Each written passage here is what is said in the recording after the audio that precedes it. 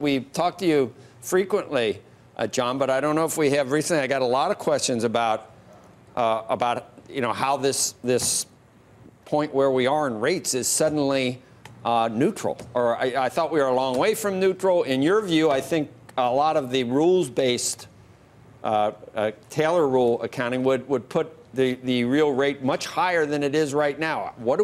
How did it bite at such a low level to actually start slowing the economy? I think the Fed has tried to be a little clearer about where it's going recently, so that's interpreted as this idea of patience that's frequently heard. I think as you're getting closer to their estimate of the neutral rate, there's more focus on what's going on in the economy, so that's where the data dependence comes in. I do think if you combine their data dependence, which many have talked about, and the notion of some patience, you come to some kind of policy rule, which I think they're trying to stick to. That doesn't mean you stay what you're doing and don't make any adjustments, of course. You make adjustments depending on the economy, and that's what they're trying to say. I mean, I watch, the Fed and its participants and the chair. I don't say they fly by the seat of their pants, but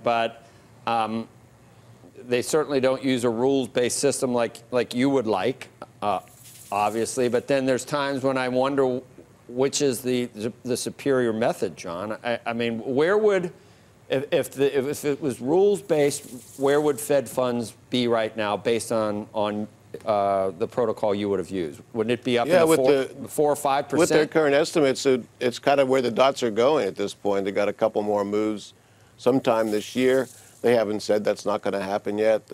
And also, I think it's important to point out they've done a lot in the last year and a half, 2 years, in terms of talking about rules. Some of their appointments have focused on rules a lot. There's 3 new editions of the Monetary Policy Report, which discusses the importance of rules. The chair has talked about how it's useful to him.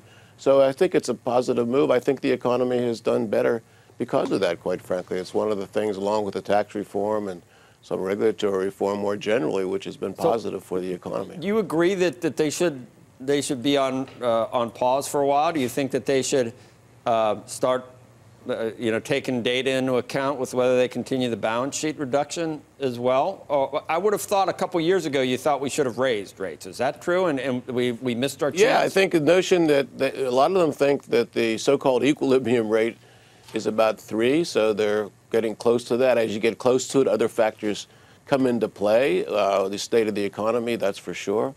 And the balance sheet is another issue. They have laid out, I think, a pretty good description of the balance sheet, certainly compared to what they were doing back in 2013, the so-called taper tantrum.